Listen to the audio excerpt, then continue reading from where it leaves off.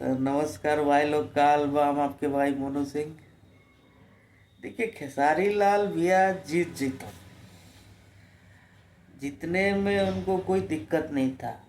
वो जैसे छोटी कुमारी चुपचाप से लड़ी, वैसे चुपचाप से लड़ते ना तो ये जीत जाते।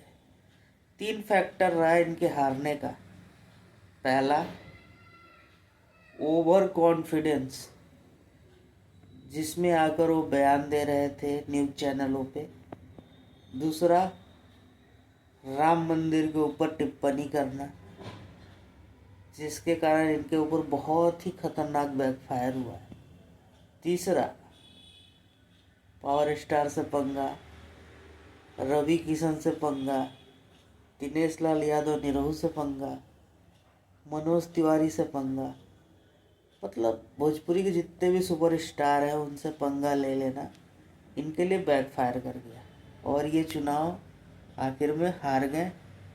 जो आरजेडी को जिताने चले थे, ना तो आरजेडी को जिता पाए ना खुद जीत पाए। माफ़ी चाहता हूँ, हंसी तो छूट ही जा रहा मेरा, क्योंकि इनका ओवर कॉन्फिडेंस देख के ना, जो न्यूज़ चैनलों पर मैंने देखा है भाई, ऐसे घूट घूट के यहाँ से उतरता नहीं था मेरे। आप लोग का क्या राय है, आप लोग कमेंट में ज़रूर बताइएगा।